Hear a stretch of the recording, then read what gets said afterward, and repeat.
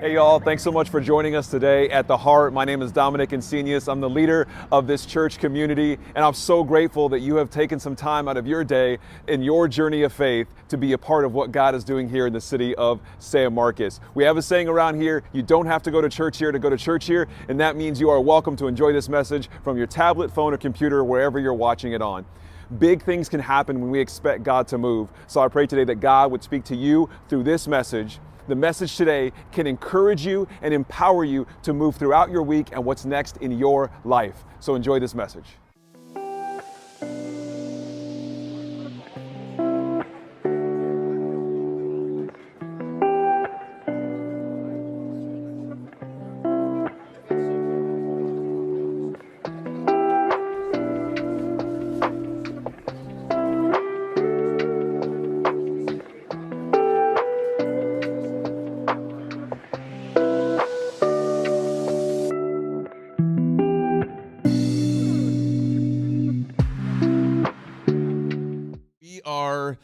In the third week of our message series, Perspective, and this has been a lot of fun for me to dig into this idea of perspective, and throughout the last couple of weeks and today and next week, the whole idea, right? It's maybe a little bit simple, but it's worth digging into. Is when we can shift our perspective, if we can change our perspective, that can change what we're looking at, right? Literally and metaphorically. Is we can change our perspective, and now our situation is different. Even though nothing changes, the way we look at it differently can change a situation. And what I want to dig into today kind of drills that point down a little bit, but I want to talk about things being relative. Does anybody remember watching Friends, the show Friends? Remember there was a game that they played that Ross hosted. I know this is aging me a little bit. That Ross hosted, and there was a category called "It's All Relatives." Anybody remember that? It's okay if you don't. So today I want to dig into how our perspective, when we look at things, if we look at them relative to what, right? So it's going to dip a little bit into comparison maybe, but not quite. So there's a story I want to read that's in the book of Matthew, and we did this last week, where I want to read the whole parable, right? Jesus sometimes, when he was talking to people or teaching things, he would speak in parables, right? Instead of saying what he was saying, and sometimes he'd be like, Jesus, will you just say it? He'd be like, well, let me tell you a story about it, right? What do you think about this story? Let me take you on a journey through a story and see if you can pick up what I'm trying to say through this story. And it was actually brilliant, because here we are thousands of years later, and we're reading these stories and gathering meaning, right? We looked at last week, if you weren't here last week, we talked about the parable of the prodigal son, right? And from the perspective of the younger brother who left and went away and went broke and then came back, it looked like very much forgiveness and safety and hope and home. But from the perspective of the other brother who stayed there, who kept doing chores, who stayed by his dad, he was like, why do we get to celebrate this guy who left and only came back when he was broke? And so there's different perspectives of the same thing happening. And so I want to read this parable here. This is the parable of the vineyard workers. So I think this gives permission for all the moms to have a glass of wine today, since we're talking about the vineyard, so you're fine. Okay, check this out. Jesus says, for the kingdom of heaven is like. We did a series years ago where we looked at parables, and I loved, each one of these parables that we looked at started with the kingdom of heaven is like. And it was always so interesting to me. I can't remember which series it was, but it was so interesting to me that Jesus would say, instead of the kingdom of heaven is, it would say the kingdom of heaven is like. And I just think it's such a brilliant touch of teaching and storytelling to kind of like, maybe it's just not that simple, and it's something that we need to wrap our minds around and our hearts around and our spirits around it, and translate and retranslate and look at it again and find different meaning in it throughout our lives. That's what's so brilliant about a story, in my opinion. So, all right, here we go. This is chapter 20, verse 1. For the kingdom of heaven is like the landowner who went out early one morning to hire workers for his vineyard. He agreed to pay the normal daily wage and sent them out to work. At 9 o'clock in the morning, he was passing through the marketplace and saw some people standing around doing nothing. So he hired them, telling them he would pay them whatever was right at the end of the day. So they went to work in the vineyard. At noon and again at 3 o'clock, he did the same thing. And at 5 o'clock in the afternoon, he was in town again and saw some more people standing around. And he asked them, "Why haven't you been working today?" They replied, "Because no one hired us." And the landowner told them, "Then go out and join the others in my vineyard." That evening, he told the foreman to call the workers in and pay them, beginning with the last workers first. When those hired at 5 o'clock were paid, each received a full day's wage. When those hired first came to get their pay, they assumed they would receive more. But they too were paid a day's wage.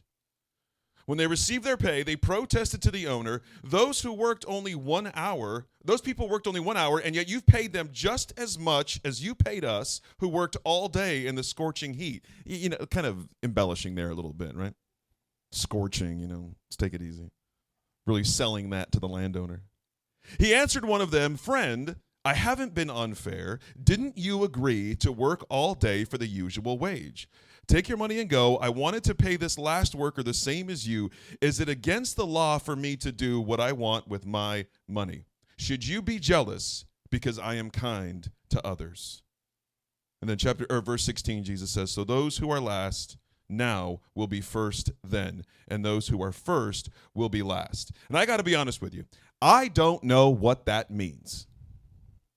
But here's what I'm pulling from this story. And I want to go back and focus on 10 through 12, or at least that last part. I'm not quite sure. Last will be first, first will be last. It sounds like something you'd see on a bumper sticker or something like a Buddhist would say, and you're like, interesting.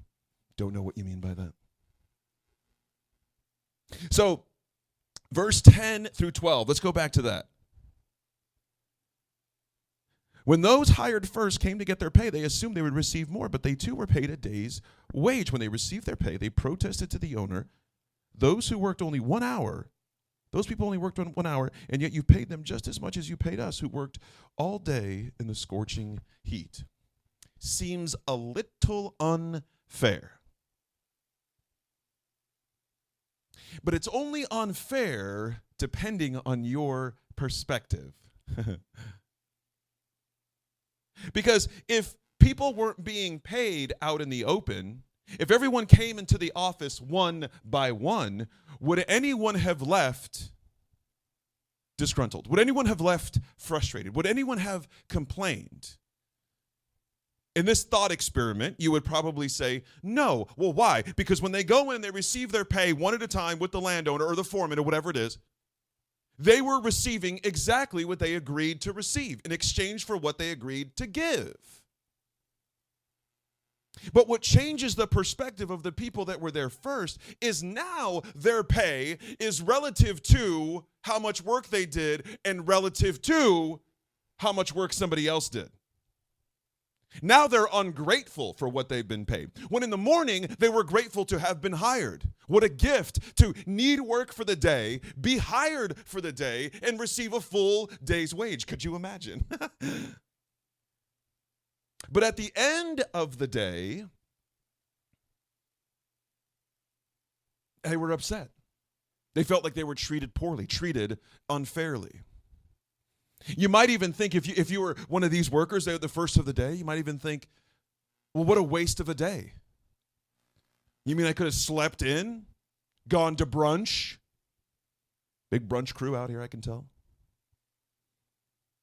Moseyed around the market and wait to get hired at 5, and I could have gotten paid the same amount. And now imagine you're the people that got hired at 5 p.m. You've been looking for work all day. You've wanted to work. You've wanted to use your hands, to be a part of something, to help do something. And no one has hired you. And now you get hired right before the end of the day, right when you really, really needed it. You get hired, you get seen, you get chosen, you get picked, and you say, I'm happy to do it. Which one of those people would be more grateful? And it might be easy to say, well, they're more grateful because they got more money, but they didn't get more money. They only got more money relative to somebody else.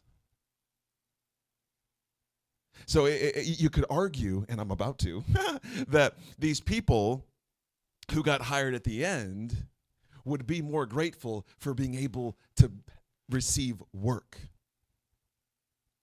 Not because they got more money for a little bit of work. Not because they got to, pull the wool over the eyes of the landowner, sneak one past the landowner, right? Can you believe this sucker who paid us a full day's wage for working an hour and a half? I doubt that is the kind of mentality these people here at the last part of the day had. How grateful would you be if you needed that job and you got one at the last minute? Arguably, you'd be more grateful than anybody there. And so I think about this kind of story that, and I think about my life, the things that happen in life. And tell me if you're like this in different areas of your life too, where sometimes you're frustrated at yourself for not being as far along as where you thought you would be. Whether that be in your faith, or that be at your job, or the kind of spouse you want to be, or boyfriend or girlfriend that you want to be, or the type of parent that you want to be, the type of employee that you want to be. You feel like, well, I should be farther along. I am incredibly guilty of this, of setting these high, impossible standards for myself, and then constantly feeling low for not having met these standards. Like I set myself up almost to fail. Like you could have done better. You could have been better. You could have said that better. You could have acted a little kinder. Could have had a little more patience. And if I think about it for myself, and this is what I want for you to be thinking about today, okay, as you leave today for this week, is where are the areas of your life that you feel like, I wish I was further along in this? I wish I was more patient. I wish I was more loving. I wish I was more spiritual. I wish I was closer to God.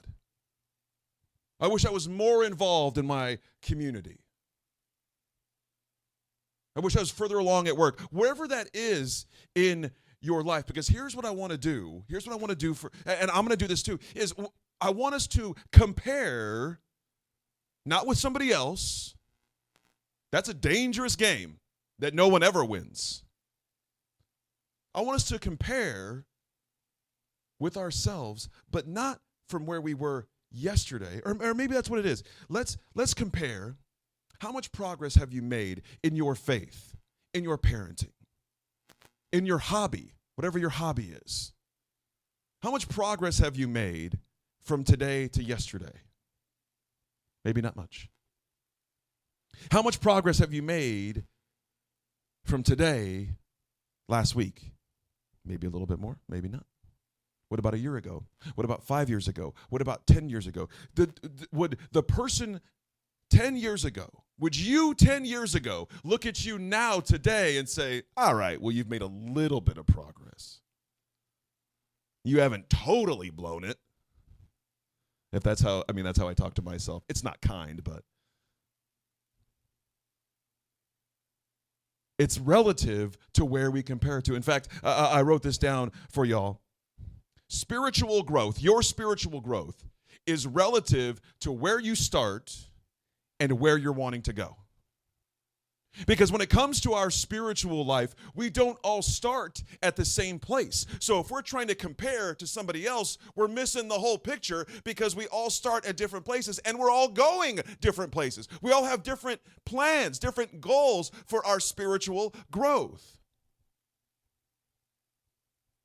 Some people really want to be diligent prayers. They want to pray constantly, pray for people. Some of us forget to pray even before a meal or at church. I am one of those people. I don't hate praying, I just don't think about it as much. I enjoy it quite a bit. I just forget. So if I compared myself, do you see the dangerous game you get into? If I compared myself to someone who always remembers to pray, all of a sudden I'm looking down on myself and I'm discounting all of my spiritual growth that I've ever had because I don't pray as long or as eloquently or as heartfelt as this other person I know. But if I say, okay, relative to how I used to pray, are my prayers more meaningful than they used to be? Yeah, a little bit. Are my prayers more meaningful than they used to be last week? I don't know. Last year? Still not quite sure. 10 years ago? Yes, absolutely. So what you're comparing it to, where you're starting and where you're wanting to go, changes everything about the growth. Do you see this? So the growth that you've had, you won't be able to see it. And then you shift your perspective and you say, well, it's relative to this, and all of a sudden you can see all of the growth. How is that possible? That is the power of perspective. That's what we've been talking about these last few weeks. I was reading this when I was getting prepared for this week. It said something to the effect of like when you compare your growth to somebody else's, that's like trying to compare the growth of a tree to the growth of a flower, right? They grow differently. They do different things. They need different things. They thrive in different ways. A tree is not better than a flower, and a flower is not better than a tree. We got you flowers for Mother's Day, but if you look under seat, there are seeds for a flower. I mean, a tree. There's not. I ruined it. I wrote this down for you too. How much you've grown depends on when you're comparing it to. And I said when on purpose. How much you've grown depends on when you're comparing it to. When are you comparing whatever's going on right now? When are you comparing it to? Are you comparing it to yesterday? Because anybody who's ever watched their weight, let's say, and you step on a scale, sometimes you step on a scale, you've dieted all week, right? You've counted calories, you've walked your 10,000 steps, you've talked to everybody about sugar all week, right? And then you step on the scale and you've gained a pound, right? And you're demoralized. And it's the worst thing that could have happened, probably. Because from last week, you gained a pound. But what if you've been doing that? You've been keeping track and you've been sleeping well and whatever you want to do. And over the last 6 months, you've lost 30 pounds. But in the last week, you gained 1 pound. Would you feel like, well, compared to last week, that's a big fat bummer. Compared to 6 months ago, this is still pretty sweet. So the growth that you've had is dependent on when you're comparing it to. Now, forget weight or whatever, anything else. What about your spiritual growth? Because I would argue on some level, all of us are here because we want to grow in our faith. We want to grow spiritually. We want to take steps in our faith. And so how can we say, all right, well, relative to when am I looking at my growth? Because maybe there are most days, and I'm not saying you'll always feel like you're behind or there's more that you can do, but for most days you probably might experience like, yeah, I'm perfectly fine where I am. It's just sometimes when we, like I said, compare ourselves to somebody else, or we get down on ourselves for wishing we were a little bit further along. Or maybe we're like some of these workers here in this story where you feel like, seems like they got a little bit of a head start. Or, must be nice to be so full of faith. If you would have experienced the things I've experienced in my life, maybe it wouldn't be so easy for you to think things are going to turn out all right. If you're sarcastic, which I am not. That was sarcasm. I wrote one more thing down for you. It's comparing your growth to that of someone else is the best way to lose perspective on how far you've come. To really do the best job of discounting everything you've worked on and everything you've done, quickly compare yourself to somebody else. Because there's always going to be somebody who is further along, and there's always going to be somebody who is way behind. And I put those in quotes because guess what? Somebody further along than you, quote unquote, and somebody further behind you, quote unquote, is all, you want to take a guess at what I'm about to say? Relative to what you're comparing, to when you're comparing it to.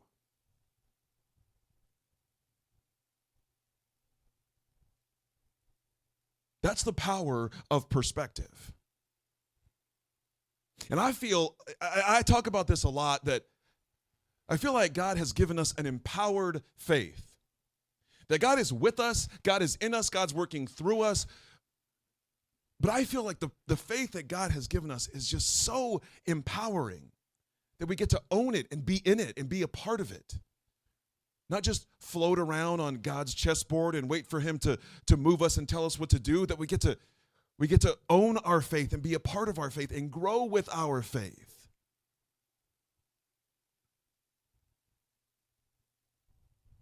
So back to the example earlier, let's say you don't have a goal of being this really power prayer who wakes up in the middle of the night and prays for this and prays for Israel and prays for everyone in your family. And if you don't have a goal to do that, then you'll never feel like you're letting yourself down because you're not comparing yourself to that goal that you don't have.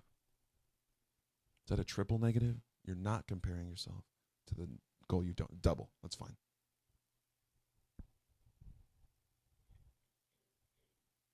But if we shift our perspective and we give ourselves permission not to compare ourselves, the goals that we have,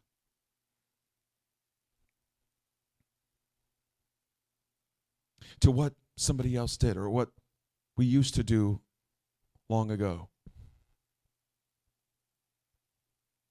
And maybe compare is not the right word. Maybe it's not about comparing and not comparing.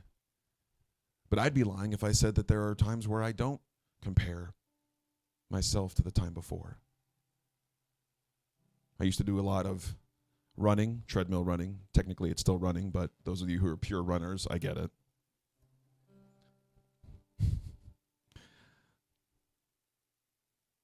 And the more I would run, the more I would practice running, I would get a little bit faster, a little bit faster, a little bit faster. And then for the first part of this year, I didn't do as much running. Well, I got back on the treadmill last week, and it was pretty brutal.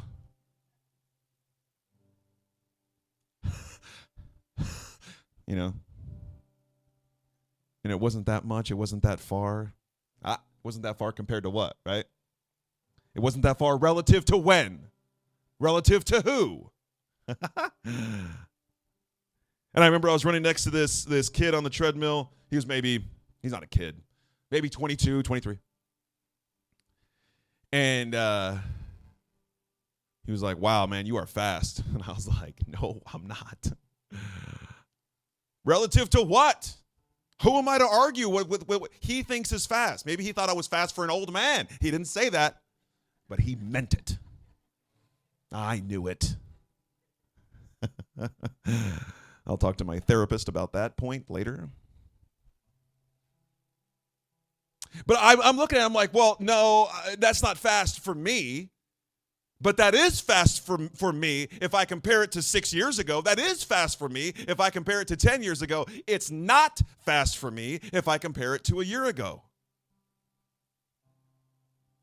So instead of comparing, instead of finding out when to compare, why don't we give ourselves permission to be in the growth, to see the growth, even if it's small, even if it's incremental? How about we let ourselves see where God has grown us, see where God has put these things in our life to bring us further? Because every day you make it, every week you make it, every time you take a step forward, that is growth. You learn and you grow.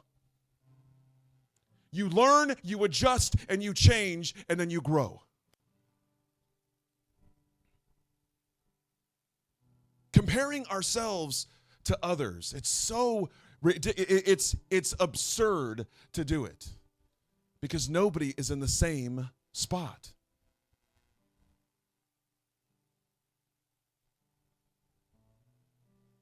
It'd be like comparing a mom who just had a newborn baby to a mom who has 4 kids who are in middle school and high school. And like, well, both of these moms should be the same type of mom.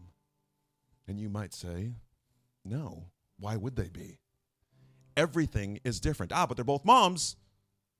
So you could argue a few things are the same, but there's no logic to that. But yet we do that with other parts of our life.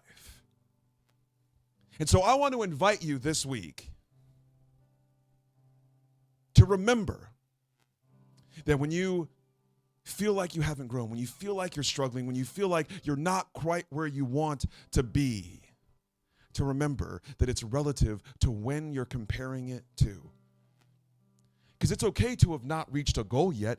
Maybe all of us in here have goals that we haven't quite reached yet, but to discount everything that has come behind us because we're not as far as we want to be, then we're missing the growth. We're missing the celebration of the growth that we have taken along the way.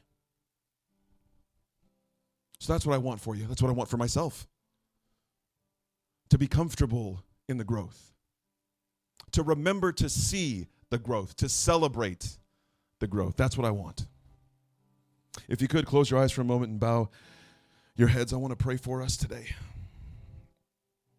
God, we're grateful to be empowered. We're grateful for the faith that we have, that each small step we take forward, that when we look back, we don't just look back at what we've missed. We don't just look back at what we've done wrong. We don't just look back at what we don't have, but we remember to celebrate the growth. God, open our eyes this week to see the growth in our life spiritually, to see the growth in our life relationally, to see where we have changed and learned and adjusted and grown. So we thank you for that, and we pray that in Jesus' name. Amen. Y'all, thanks so much for joining us today at The Heart. To find out what is next for you in your journey of faith, I want to invite you to go to theheart.church/next, see what's in store for you, get in touch with us. We would love to be able to connect with you and see how we can partner with you in your journey. I hope you have a great rest of your week, and we'll see you soon.